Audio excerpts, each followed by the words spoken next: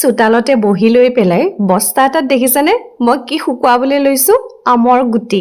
শাহুমাই আকৌ দেখি আচৰিত হ'ল নহয় তুমি বোলে আমৰ গুটিখিনি শুকুৱাই আছা যে মই শাহুমাক ক'লো আজি এটা বৰ উপকাৰী বস্তু বনাম এই বিষয়ে মই খুব ভালদৰে অধ্যয়ন কৰি আহিছোঁ এটা কথা জানি আচৰিত লাগিলে আমাৰ দেশতকে বাহিৰৰ দেশত আমতকে আমৰ গুটিৰ ওপৰত বেছি গুৰুত্ব দিয়ে তেতিয়া শাহুমাই ক'লে আমি বোলে আমখিনি খাই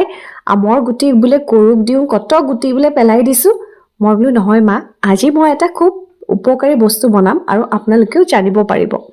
তাকে এয়া দেখিছানে মই আমৰ গুটিখিনি বাহিৰতে বহি পেলাই এই শুকুৱাই লৈছোঁ আচলতে কি জানে আমাৰ মানে আমৰ আৰু কঁঠালৰ বাৰীখন অকনমান ডাঙৰেই হয় পিছফালে মানুহ ইমান যোৱা নহয় পান্দৰে খাই শেষ কৰি দিছে আজি আকৌ আহিছিলে অঞ্জুবাই আৰু অঞ্জুবাইহঁতৰ ছোৱালী মনিষা মায়ে ক'লে বাৰীৰ পৰা আম অলপ লৈ আহ এয়া অঞ্জুবাই আৰু মনিষাই বাৰীৰ পৰা আম লৈ আহিছে আৰু এইফালে দুটামান ভৰাইও লৈছে এইবাৰ মানে ঘৰুৱা আম খোৱাই নাই মই আকৌ আজি প্ৰথম খাম মাজতে গা বেয়া হৈ আছিলে তাকে অঞ্জুবাইয়ে কাটিবলৈ আৰম্ভ কৰিছে আৰু আম দেখিছানে ঘৰুৱা আমত যদি পোক নোলায় দেখি ভালেই নালাগে নহয়নে বাৰু আগতে যে আমি আম খাওঁতে কিমান কয় ন পোক খাবি তেতিয়াহে সাঁতুৰিব পাৰিবি আৰু এইফালে দেখিছে আমতকে বেছি পোকহে তাকে মই অঞ্জুবাইক তেতিয়াই কৈ থৈছোঁ আমৰ গুটিকেইটা কিন্তু ৰাখি থব দেই পেলাই নিদিব আৰু এইফালে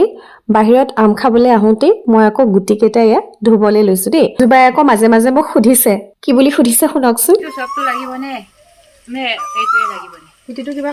আৰু অঞ্জুবাইহেঁতেও বিৰাট ভাল পাইছে আজি নজনা কথা এটা জানিলো বুলি কৈছে তাকে মই আমৰ গুটিখিনি আকৌ এবাৰ ভালদৰে ধুই লৈছোঁ ধুই লোৱাৰ পাছতে এইখিনি শুকুৱাই ল'ম সেইটো কাৰণে মই বস্তা এটাত বাহিৰতে গৈ পেলাই ইয়াক শুকুৱাই আছিলোঁ আৰু এইখিনি যেতিয়া শুকাব ইয়াৰ পিছতে ইয়াৰ মই কি বনাম জানে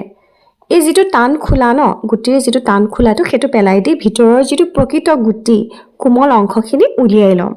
আৰু তাৰ পাছতে ইয়াৰ এটা পাউডাৰ বনাম আৰু এই পাউডাৰটো আপোনালোকে জানি আচৰিত হ'ব বজাৰত বহুত মূল্যত বিক্ৰী হৈ থাকে আপোনালোকে দৈ গাখীৰৰ লগত